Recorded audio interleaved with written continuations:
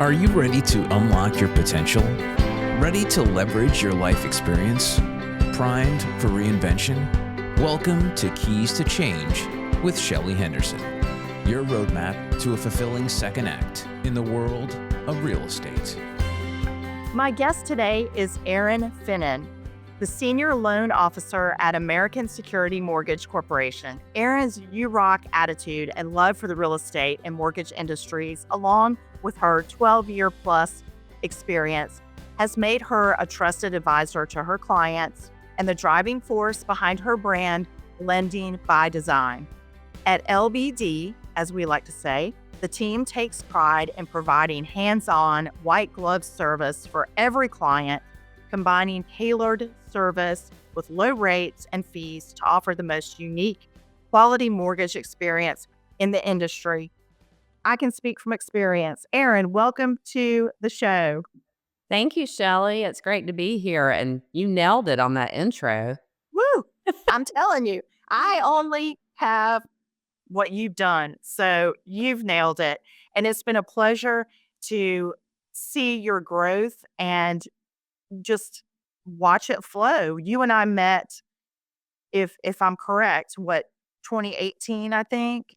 And we were connected together with a women's business group, and we totally hit it off and have so many things in common, in particular, not only our love for our children, but our love for real estate. That's right. That's right. Yes, 2018. We definitely connected immediately, I feel like, from the get-go, and just knew just by looking at each other that we were going to be friends for life. So I know, and I love it. And you and I both, I was thinking about this the other day. You and I both are trying to bring sexy back to the real estate industry because, like on social media, all these people are just, selling these great things. And what we have is, you got to make it our own because real estate and mortgages, sometimes people are a little bit afraid of both. right. And I, started in real estate as a real estate agent and then went over to the mortgage side. And I do feel like the real estate side is just naturally more sexy. Mortgages, people's eyes glaze over. Yes. Which is why I named my team Lending by Design and Team LBD, because I wanted to make mortgages fun and fashionable. I like fashion a lot more than I like mortgages. Yeah. So that's why we wear little black dresses. So that's where the LBD comes in to all of our events and closings. And we just try to make ourselves stand out amongst the sea of loan officers. And you nailed it totally because you've got that niche and your brand, and you are bringing sexy back to the mortgage world and the real estate world. And I love that. And that's what I'm trying to do with Keys to Change is to show people, in particular women, that let's not be afraid of the real estate world. And you too can have something of your own and build generational wealth or leave a legacy with real estate and how it's just a wonderful thing. But I want to also ask you, let's start backwards a little bit. You were in the real estate business, and why did you get into the real estate business to begin with? Let's start there so everybody knows. Well, after I graduated from UNC Chapel Hill, go Tar Heels, moved back to Charlotte, and I was actually marketing director for the Uptown YMCA, which was a nonprofit organization. Loved that job, made tons of connections. It really was well suited for what I studied in college and enjoyed it, but realized it was not going to support my lifestyle. Right. So I went and got my real estate license, and I'd always had an interest in that. And so, passed my real estate exam, and shortly thereafter, my husband at the time found out that we were being moved to San Francisco. So I decided I was going to get my real estate license in San Francisco, which was quite the feat. I mean, starting a career in a place like that that's so dependent on your circle of influence and knowing the city in which you're showing the homes in. But I was, really determined to be successful in California. I wasn't going to give up on my dream just because we moved across the country. Um, That's key. and Yeah. I was very fortunate that I answered an ad on Craigslist. That was before I think there were like murders and stuff out there. Yeah. Yeah. Good. Um, That's and when it was good. It was a good. yeah, it was for a relocation company, and this was back during the dot-com bubble, and a lot of New York investment bankers were moving to, the Bay Area, and so I was hired by this firm, and I went in very honestly and said, "I don't know anything about San Francisco. I've just gotten my real estate license. I don't have a circle of influence." And they're like, "We're gonna stop you right there. We're hiring you because of your Southern accent." Like, well, that's a first. But they were like, "We're going to trust you because, these bankers coming from New York, they think everyone in San Francisco is weird, and they're just going to think you're normal and trustworthy and listen to what you say." Um, so that's kind of how I fell into it. And it was an amazing career there. I did a lot and mostly high-end rentals, but they would come in for 2 or 3 days and they would have to decide on a place, and it was just the greatest job. I loved it so much. How long were you there? We were there 4 years, and then the bubble burst, so we got moved back to Charlotte, and, I decided to go work for a local real estate firm here, um, realizing it was gonna be a lot harder to make the same amount of money here because the difference in the markets, but, shortly thereafter, I found out that I was expecting, which was really, really exciting. And I'm the type of person that if I can't be number one and put 100% in what I'm doing, I'm not going to do it. So I decided to stay home for 5 years with my children and be a stay-at-home mom. So Good. Yeah. Yeah. I know, and I can attest to that because you are one of the hardest working women that I know, and I love that. And you said something that resonated with me because I think most people would have just cast their dream away when they got relocated. And so many times people are just full of excuses. And I talk a lot about that on this podcast because you and I have not gotten where we are today by giving excuses or letting things or circumstances get into the way. So, ho how did you, you're not only moving to a different city, but you moved to a different state. So, what was your key moment where you were like, "I'm just gonna do this and make it happen?" I What was really your didn't motivation? I didn't have anything to lose, and I really didn't have any other options. So, where there's fear and pain, it'll push you to do things that you wouldn't normally do. So, I just decided I didn't have any other job opportunities, so why not try something new, even though it was in a totally different state, in a totally different market. So, Awesome. What did you like about San Francisco compared to Charlotte? the scenery.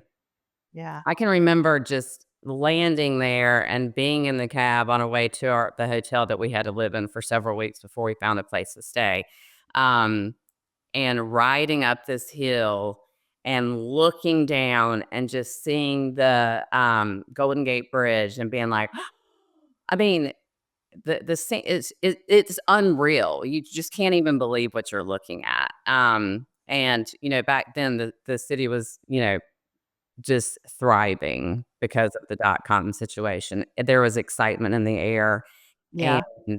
it was just I felt like I was really living there. Does that make sense? Like, I really Yes. felt like I was making the most out of my life there, Yes. whether it be learning to snowboard and Lake Tahoe being so near and just walking around, sitting in the cafes and people watching. I mean, everything about it I loved so much. And Charlotte was way different back in 1997. Yes, it was. It's Yes. thriving today, but it was a lot different back then. So, Yeah, it sure yeah. was. It sure was. My family has been here since the mid to late 70s and just seen so much growth. But our kids have too, right? They're about the same ages. And just since um our kids were born in the late 90s. Wow, the past 15, 20 years, 25 years have just blown up. Right. Well, And I'm happy to be a part of that blow up, right? yes, I And know, I know. So many when people complain about traffic and this and that, we also have to remember that with growth comes, um, possibilities and prosperity. So, lots of you know, opportunity in the real yeah, estate. lots of opportunities. So there's that. And, real estate is fabulous everywhere because everybody needs a place to live, whether you rent or own. And we believe in that. And so do you. And therefore, we need the tools to be successful in the real estate market. And I think what I've noticed on my end is a lot of people are choosing not to buy or sell because they're either afraid of what might happen with the economy or they don't have the tools. And again, there's that, don't let your circumstances get in the way for your Right. goal or your potential success because what you think might happen might not. And um I believe that there's always a, buying real estate, there's always a good time to do it. It might not be the best time, but is there ever a bad time? No, because people say, well, my kids are never going to be able to buy a house. You and I had that conversation. My 29-year-old son has now purchased his second home and In a used your, very difficult real estate market to do so. yes, Yes. and he just closed a few months ago. So, we can attest to that and your services and how flawless it was. And like I told you, I didn't even know that he contacted you. It was so great. He was like, "Oh, I'm calling Erin." And where there's a will, there's a way. And I'll be honest with you, he doesn't make six figures. And what people think is the common misconception that you have to make a lot of money to afford something. And what do you say about that? Let's start with that. Well, first of all, your son is a rock star and he is resourceful and very good at figuring things out.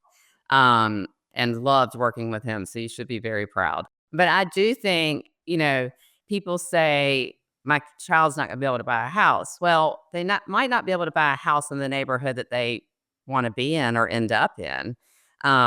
But I do think that there is a ton of opportunity out there for first time home buyers. They just need to be connected with the right real estate agent. They need to be Yes. connected with the right mortgage lender, someone that's going to educate them. I'm doing several first time home buyer little cocktail parties, and it's not necessarily for people that are ready to buy. It's the 22 and 23-year-olds that I'm trying to educate. How do you get ready to buy your first house? What do Yes. you need to do as far as credit goes? And Yeah. how much do you need to have saved as a down payment? And what do you need to look at as a normal monthly payment that you're going to feel comfortable with? And, go backwards to what does that mean as far as purchase price goes? So I think getting these people right out of school and educating them on what the steps they need to take from an early age in order to be able to realize that goal of homeownership is something that a lot of people aren't doing or just kind of saying the market's terrible, they're never going to be able to buy. Well, you and I are not like that. Like Right. the challenge, we're going to figure it out.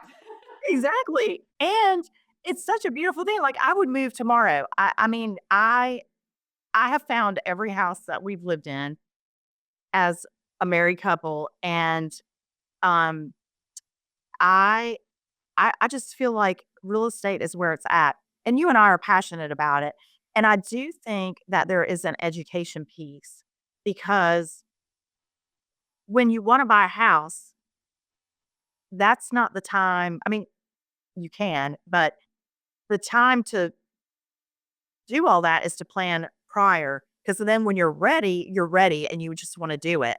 And then I think people get frustrated because it's like, "Well, I'm ready to buy a house, but I don't have any money." Well, okay, we should have thought about that a couple of years ago. Right. Well, And so I think the training is unknown for people, mhm.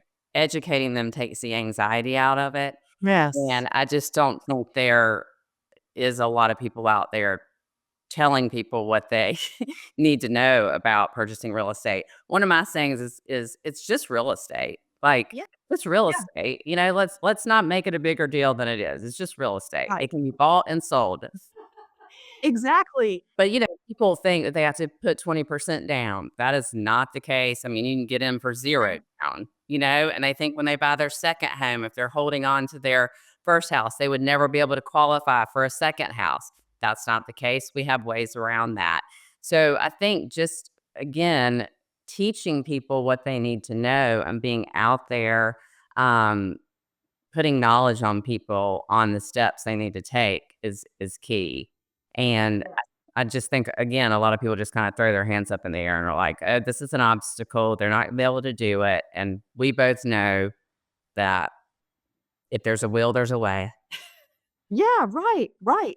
And I had this question asked to me for a pitch in the media world, and they said, "Can you have um, wealth without buying real estate? And what about the person that doesn't want to be, locked in to a mortgage for 20 years?"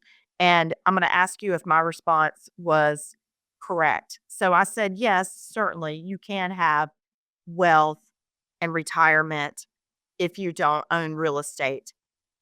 But the first answer to my pitch was, we typically see in the real estate world your investment increasing by about 10% here in the Charlotte market, per year. So as a rental investment, it's great. As a homeowner, it's great for that steady increase of profitability when you go to sell.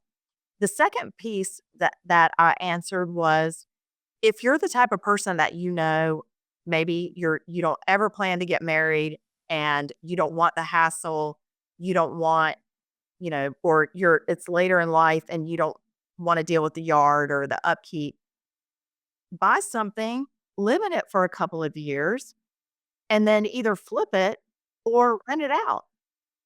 Is that a good option? I think that's a great option. Yeah. And, you mentioned in the Charlotte area, if they're increasing over 10%, even if it's 5 or 6%, that's a better return on most Yeah. investments. Yes. And that's on And average, over the years. So I'm And just, and it's also pride of ownership. It's also putting a roof over your head and something that you can, um, take pride in fixing up or making it your own. right. Um, and then I do think so many people are scared of the second step that you said of holding on to that or flipping it, the investment piece of it. Yeah. Um, I think Henderson Properties, does a great job at educating people on real estate investing. Again, there's that education piece again. Um, but I do understand some people just don't want to have responsibility of owning a Right. property. But that type of person probably is not really worried about their return on an investment on most things. That's right. That's very you got a good point. That's a good point. But no, I And that's just agree. true. Like, that's true. Yeah. Maybe they're afraid of commitment. I Right. don't know. There's a lot of commitment phobes out there.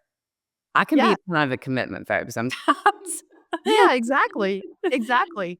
Well, okay, so after somebody is educated, then they're like, "Okay, Erin, I'm 25 years old. I I wanna own my first home by the time I'm 30." Let's just say that.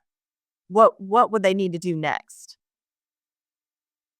Well, it depends on where they are in their situation. I mean, what we're looking for is you need to at least have, 3% down is probably the norm, between 3 and 5% down for a first time home buyer. There are 100%, options available that I mentioned. However, I don't think those are the best options available to build wealth because it's Okay. actually a second mortgage that you carry. So that eats into your equity. So I would say having at least 3 to 5% to put down is a good starting point. Having a couple months reserves left in the bank after you have that down payment amount. And then having a good idea of what your actual budget is. monthly. I can look at your income versus what your debts are and tell you where you should be comfortable. But I'm not looking at your bank accounts and saying, oh, well, you're spending this much on food and this much on entertainment and this much on travel. So, you really have to kind of figure out what is your comfort level. And we usually start with, what are you paying in rent? Are you able to make that rent payment and still put money in the bank? Then that's Right. comfortable for you. Are you scraping by paycheck to paycheck? Then you're probably not ready yet. Or maybe that rent payment is too high, which we run into a lot because rent, as we know, rents in the Charlotte area are extremely high. And a lot of times you can get into a house for a lower monthly payment, even with the rates being as high as they are now, which, by the way, they're historically still low. I have to remind people of that on a daily basis. Um, so, it's all about what they feel comfortable with, monthly payment wise is the big one when it comes to the first time home buyer. Well, and the average uh, rental rate right now in the Charlotte area average is about $1,500, $1,600. Do you feel that that is a mortgage that could could get a very nice, livable house for somebody? Well, that's What do you kinda think? low right now. I mean, Okay. the rates have just gone up to the upper sixes, low sevens. Okay. And I'll just tell you, I just priced, one this morning that was a $400,000 purchase. It did have HOA dues, but that payment was closer to 2,200, 2,400. Um, Okay. that running. So I do think that 13 to 1,500 would be attainable if you had a bigger down payment. Okay. Um, but I don't think that's the norm right now. When we were back in the fours and fives, absolutely. But, Yes. with them being in the upper sixes, lower sevens, um, that's not necessarily attainable right now. Okay, something to consider. But Right. if you had a roommate, that would be very doable, right? Roommate. Purchase something if you can't afford that and then have the roommate to split Right. the payment. Right. And I do see that a lot. You So do. I'm also seeing gifts from family members. We talked about Okay. this last night. Yeah. Parents Yeah. are very generous these days. So, Yes, they gift are. that gift from parents can get you down to that payment that's comfortable for Yes, sure. And that's totally allowed and acceptable it form is. form payment. So Yes, it is. Um, yeah, I know. Blake reminded me of that. "Yeah, it sure would be nice if I had a little extra help." I said, "Well, not today." right. Well, my parents didn't give me any money for my down payment. So Nope. Nope. still Not waiting for today. that. Not today. Love you, mom and dad. That's gonna be another podcast. Well, okay, so there's that. So, people all of a sudden have the dollar figure, and what do you do or what do you say to the person who really wants to have that first home or second home or investment property or whatever the case may be, and they're just like, "Oh, Erin, I can't afford that mortgage, but, this is" they have it in their head, "This is the house I want. This is the dream house." H how do they go for that long-term goal, if you will? I mean, is it doable? Is the American dream doable to, everybody to afford a house if they want it? And what do you think about that? I do think it's doable. I think you might have to compromise on some things. But I love creative financing. I love working with my people and trying to figure out how can we make that payment as low as possible. If we're divided into a first and a second mortgage, to have the second mortgage be a, interest only type payment. But if I have an application from somebody, I'm pretty good at figuring it out, for them. Again, there may be some things they have to compromise, but I rarely get an application from somebody and deny them. I mean, that it that I don't think I've had a denial this year, actually. Um, So that tells me what the percentage of applications I'm getting and most people are able to purchase, that's pretty good odds. So, That's great. yeah. I mean, I That's very encouraging. I've been doing this a long time, obviously, but, you know, there's always some type of product or, way to make something work. And, they may have to wait a year. We may have to work on their credit or, work on how much they have in the bank or, maybe they're their hourly position. And I say, I recommend you go find a salary position because that's going to be so much better for underwriting. Because Just it's consistent, right, right, the salary, right. yep. Just I know looking at the profile and figuring it out, but it usually can be figured out. So I had somebody tell me one time, "Well, my credit is like Swiss cheese." And I said, "But you can fix that, it's just gonna take some time, but, you you can fix that. You have the opportunity, and, that's the thing. That's the other key that I think that people need for success is you are in charge of your own self. What there's a lot of things that we are not in control of, but we are in control of, what we say, what we think, what we eat, and what we purchase. So, you know, it's amazing when we try to, have um control over our spending. And it's just like, when you keep a food journal, if you keep a journal of what you're spending, it's very eye-opening. It's re you also have control over paying your bills on time. Yes. I Yes, mean, there's that. so if you're gonna spend it, you need to at least pay the minimum payment and pay it on time, please. Yeah. Um, but that is something I do run into, and that's probably one of the reasons why I don't have to deny people is because I am a self-taught credit expert, and I do, run credit expert on all of my clients if their credit score is below a 780. So 780 is considered Okay. perfect credit in the mortgage world. Oh, Um, okay, good to if know. I I thought it was over 800. well, it used to be 740 actually till about 8 months ago. And when I Okay. say perfect credit, meaning you're not getting any rate adjustment based on your credit score. So if someone comes to me and they have a below a 780 score, I'm always going to look at that and try to figure out things that we can do, tasks that we can do to get their credit score up. And most of the time it's a quick rescore. It's there's usually pretty easy tasks that you can do to get your score up that people are very unaware of. That's the whole education piece again. Especially first time home buyers that have thin credit. And that Yes. means they just don't have a lot of credit open or haven't had a long history of credit.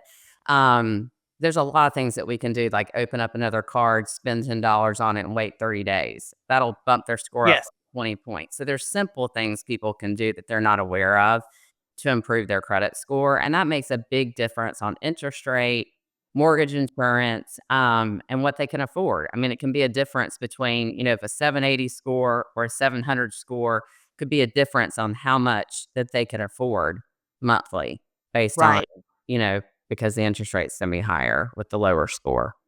I know, things are so different now. Like, remember, back in our day, like, you really didn't have a credit card and you paid everything off and cash was king, back in the day. And now it's just it's really different. And my younger son Grant, he has a goal in a year or plus to buy his first house. And he was saying the same thing. He actually told me last night, we were talking about um you coming on my podcast, and he goes, "Well, I just applied for a second credit card because you're supposed to do this, this, and this." And he goes, "My credit rating is 790." And Yay! wow, that's really good. Okay, don't blow it, you know. And yeah, it was really I was encouraged by what he was saying and kind of educating me a little bit about, yeah, here's the process. You're supposed to do this. And the second credit card, you don't really put anything on there, just a little bit. And then it just shows that you're paying something on time or early. Early is key too. Early good too. Yeah. Mhm. So this is so great because sometimes, when you say mortgage lender or people start talking about the money, they get all like, oh my gosh, I don't want anybody to know my business. But we have to have these tools to have success and to change what we're doing because if you're continuously buying coffee for yourself or going out to dinner or going out on the weekends, you're you're not going to be able to probably afford and make your long-term goal. But when they sit down with somebody like you and have the expertise that lending by design can give, they automatically might have this plan. I mean, a football team doesn't go to the Super Bowl just on a wing and a prayer. There's a lot there's there's a lot of planning and being purposeful and strategizing and getting to that end goal. So what is that end goal? And I know you have 2 daughters. What have you tried to instill in them along the way to make that happen if they so choose to do that, buy a house? Well, from day one, I wanted to instill in my children, this goes back a little bit, independence and resourcefulness. And I think if you teach them independence from an early age and resourcefulness, self-soothing is another thing, that can take them a long way in life. I honestly think both my kids could probably originate a loan because they've heard it their entire life. They know all the mortgage jargon. And, you know, it's great because they already have that knowledge. I mean, they already have that knowledge of what they need to do just from what they grew up hearing. Um, Yes.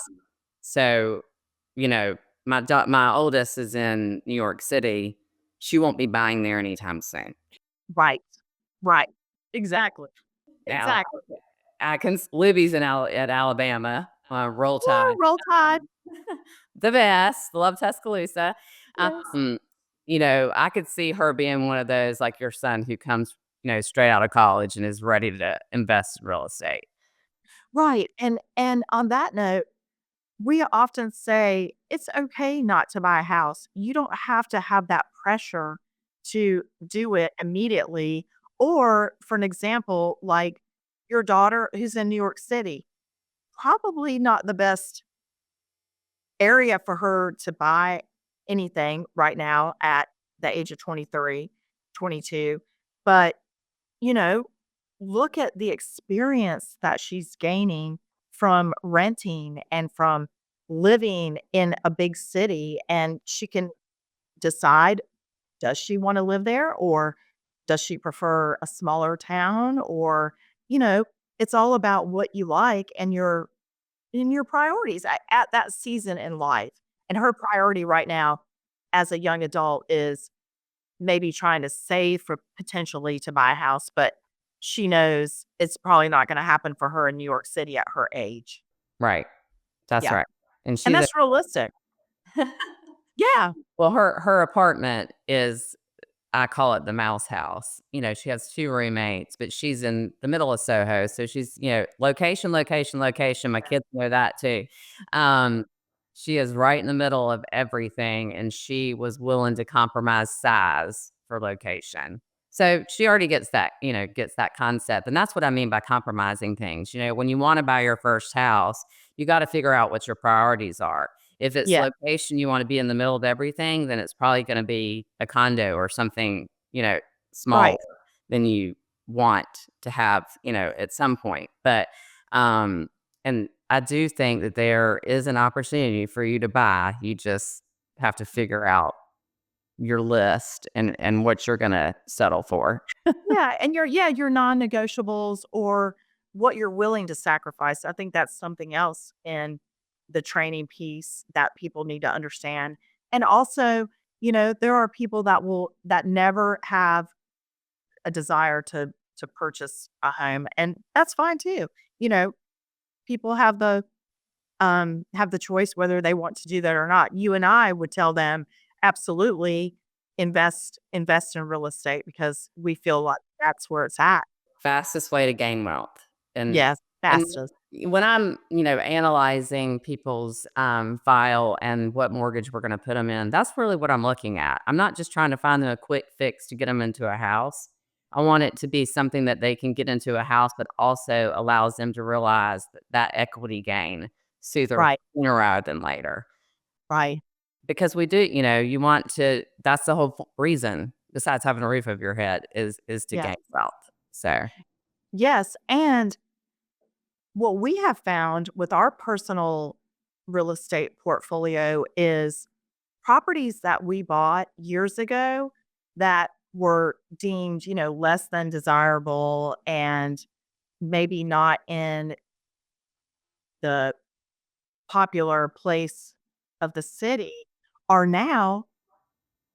in the popular place. Yeah, yeah, and we joke sometimes that we can't afford to buy it back because it's, it's the price has just gone up. So, people shouldn't be afraid of that.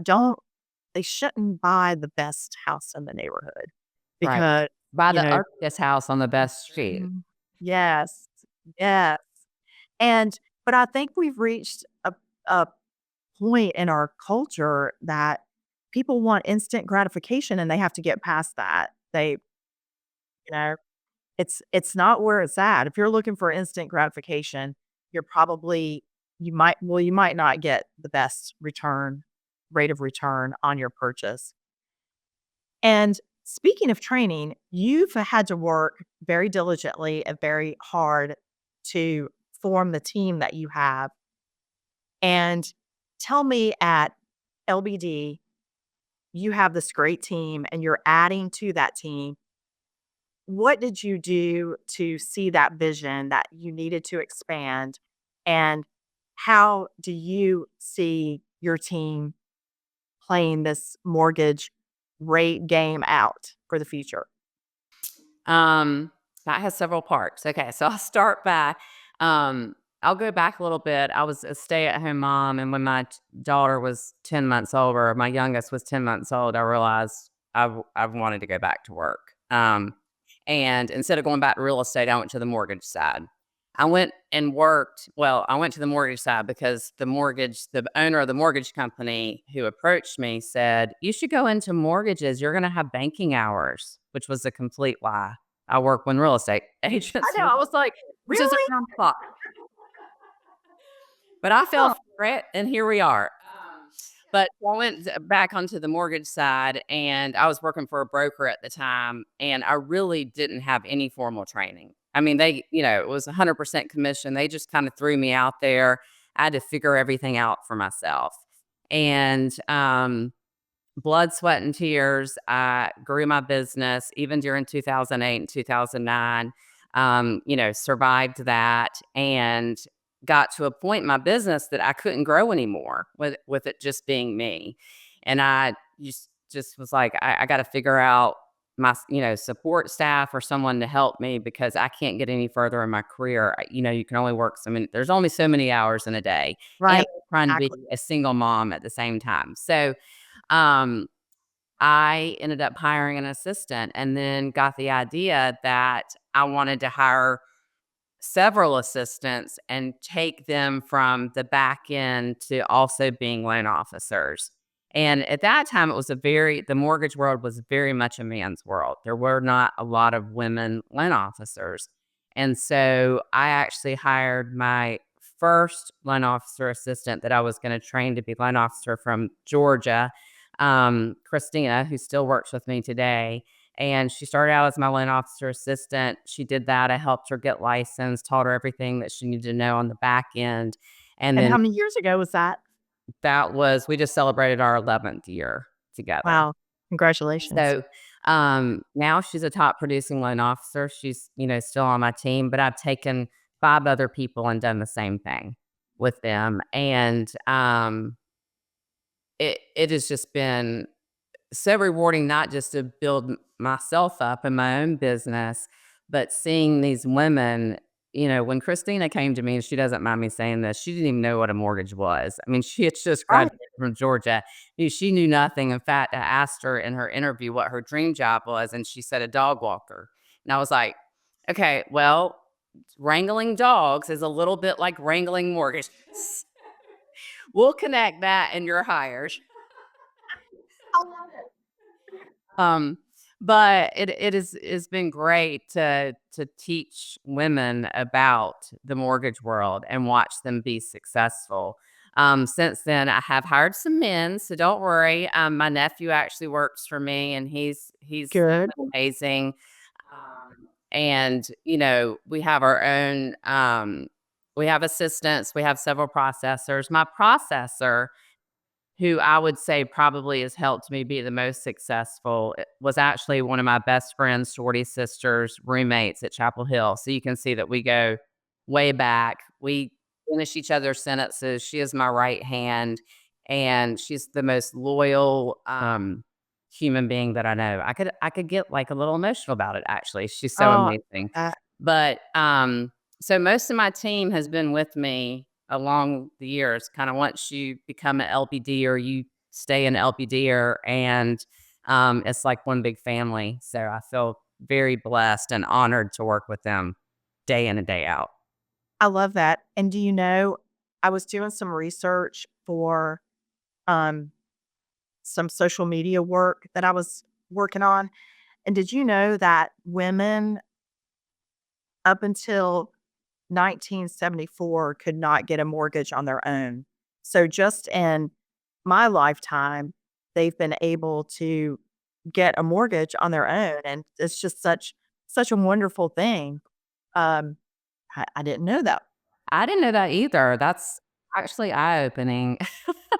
I know. If you think about it, like, wow, we've come a long way. And you and I feel so passionately, and I really hope we can work together on this about bringing more women into real estate, whether it's as a realtor, mortgage officer, if it's as a real estate investor. We just really have a passion for that. So I look forward to see, where that takes us. And um, you are so awesome. You have so many keys to change people and change their minds and change their ways so that they too can be successful in the real estate world. And before we go, I'm going to ask you a question. If you didn't do what you did, I think I know the answer. What is your dream job? What would you do? I would definitely be in fashion. I know, I knew it. I'm living vicariously through my daughter at the moment in the fashion world. No, I would definitely do something in fashion, and stay tuned. I may still do something in fashion at some point. So Okay. Okay. I look forward to that. I'll be your assistant when that happens. the CEO. Okay. Okay. Yes. Yes.